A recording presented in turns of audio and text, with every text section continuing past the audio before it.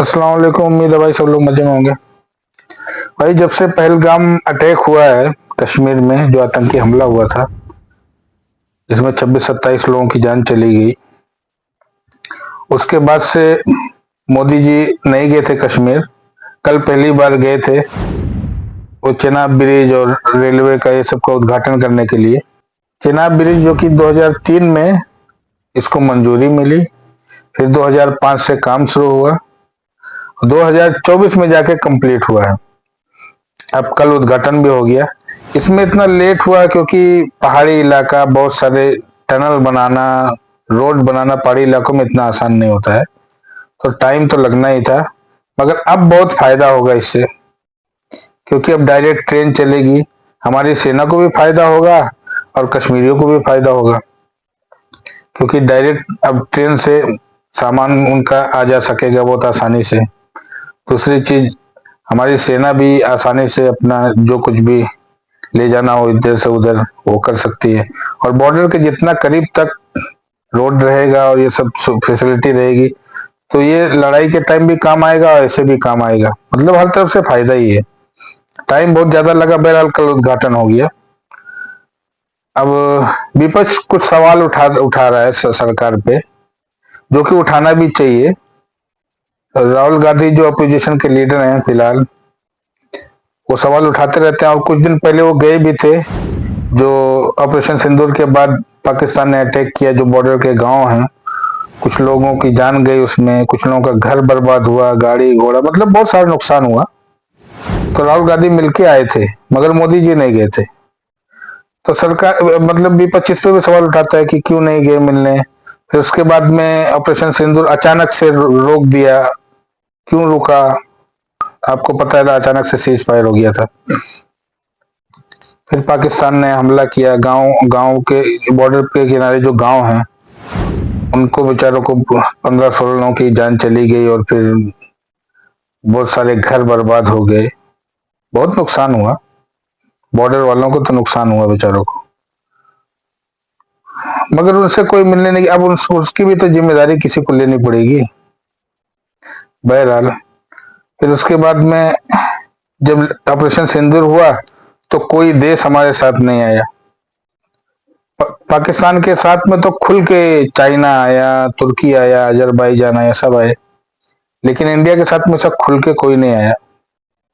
इस पे भी कहीं ना कहीं सवाल उठता है कि विदेश नीति में कहीं ना कहीं कमी रह गई है।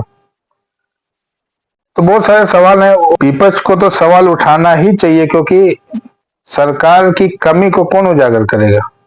अब मीडिया की हालत आपको पता है, माँ बहन की गाली हो रही है वहां पे सवाल पूछने पे। तो मीडिया तो पूछने से रहा, वहां तो कुछ सही बहस होने से रही, या सही सवाल भी उठने से रहा। कल सुप्रिया श्रीनेत, जो कि कांग्रेस से हैं, इन्होंने प्रेस कॉन्फ्रेंस करके कुछ सवाल उठाया। लोगों को पता होना चाहिए कहाँ कमी रहेगी, फिर तभी तो सरकार दबाव में आएगी और कंपनी कमियों को दूर करने की कोशिश करेगी। तो जरूरी है ये चीज। आप लोग सुनो ये प्रेस कॉन्फ्रेंस, उन्होंने क्या क्या सवाल उठाया है। लेकिन हमारी कूटनीति इस तरह विफल हो चुकी है कि जिस पाकिस्तान को हमने दरकिनार कर दिया था, और यह बहुत बड़ा हमारी फॉरेन पॉलिसी का 2014 के पहले अचीवमेंट था कि हमने पाकिस्तान को अलग थलग कर आतंकी मुल्क की तरह ट्रीट करना शुरू कर दिया था, और दुनिया भी पाकिस्तान को उसी नजर से देखती थी।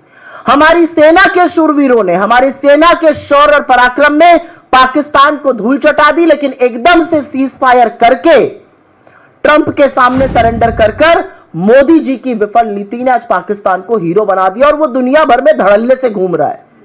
असलियत यह है कि आप IMF के $3 बिलियन से ज्यादा की एड को ना रुकवा पाए और ना एक भी मुल्क को अपने साथ इसके विरोध में खड़ा कर पाए।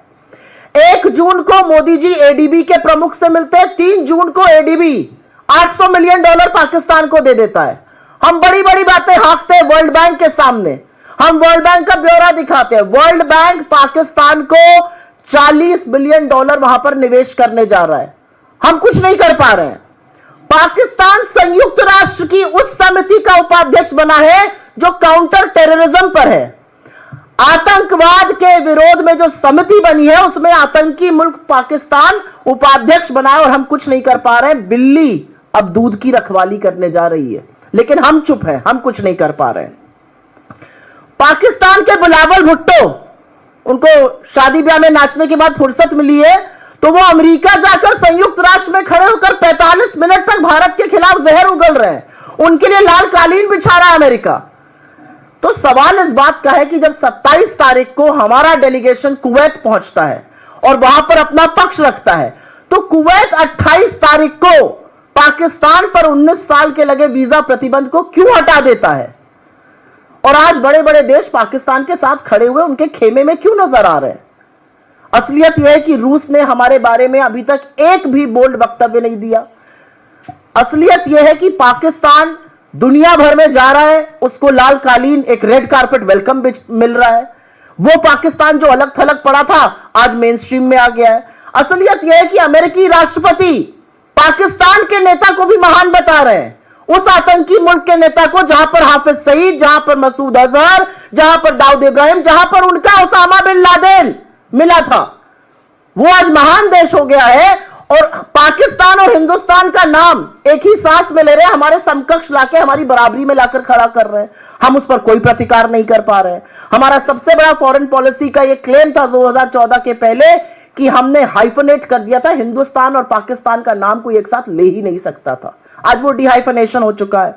अमेरिका टर्की से $300 मिलियन की डील कर रहा है, वो टर्की जो पाकिस्तान को हमारे खिलाफ असलहे दे रहा था। हम कुछ नहीं कर पा रहे, हमारी विदेश नीति बिल्कुल चुप बैठी है। हमारा सदाबहार मित्र ऑल वेदर एलाय रूस हमारे बारे में तो कोई ठोस वक्तव्य नहीं दे रहा है, न पाकिस्तान की निंदा कर रहा है, बल्कि पाकिस्तान से $2.5 बिलियन की एक डील करके उनके पावर प्लांट्स को रेजरेक्ट करने जा रहा है। और चीन के बारे में तो क्या ही कहा जाए, वो तो पाकिस्तान का ऐसा हम प्याला हम निवाला हुआ पड़ा। और इसके बारे में चेतावनी सबसे पहले नेता विपक्ष राहुल गांधी जी ने सालों पहले देश के सदन में दी थी कि पाकिस्तान और चीन को एक साथ आने से किसी भी कीमत पर रोकना है, यह घातक होगा। हमारी विदेश नीति का एक और कीर्तिमान है जिसका मैंने जिक्र किया था अभी थोड़ी देर पहले। कनाडा जैसा देश हमें G7 का इनवाइट नहीं भेजता है। असलियत यह है कि हम अपने आप को वर्ल्ड की 4th लार्जेस्ट इकोनॉमी कह रहे हैं, हम अपने आप को फास्टेस्ट ग्रोइंग इकोनॉमी कह रहे हैं। यह अलग बात है कि सरकार के खुद के आर्थिक सलाहकार इस पर सवाल उठा रहे हैं, लेकिन कनाडा जैसा देश हमें G7 की इनवाइट नहीं भेजता है। वही कनाडा जहां पर मुझे याद है 2010 में राष्ट्रपति बराक ओबामा ने डॉक्टर मनमोहन सिंह के लिए G20 समिट में कहा था, When the Prime Minister of India, Dr. Manmohan Singh speaks, the world listens. जब मनमोहन सिंह बोलते हैं तो दुनिया उनकी बात सुनती है। यह बात कनाडा के सॉइल पर कही गई थी और आज वो कनाडा की हिमाकत है कि हमें G7 का न्योता आमंत्रण नहीं भेज रहा है। और अंत में मुझे एक बात का बहुत दुख है और यह दुख मैं आपके साथ जरूर साझा करना चाहती हूं। हमारी विदेश नीति की सबसे बड़ी विफलता यह है कि हमने बड़े बड़े डेलीगेशंस बनाए, हमने वो बड़े बड़े डेलीगेशंस दुनिया के कोने कोने में भेजे अपनी बात को पहुंचाने के लिए, लेकिन हमारा विदेश मंत्रालय उन डेलीगेशंस की मुलाकात ना राष्ट्राध्यक्षों से करा पाया, ना प्रभावी ओपिनियन मेकर्स से करा पाया। वो लोग वहां पर गए, वहां पर वो हमारी ही एम्बेसी में भारतीय मूल के लोगों से मिल रहे हैं, वो अंडर सेक्रेटरीज से मिलके आए हैं, वो फॉर्मर मिनिस्टर्स से मिलके आए हैं, कुछ स्टेट मिनिस्टर्स से वो मिले हैं। तो आज सवाल इस बात का है कि वो म्यूजियम देखने गए,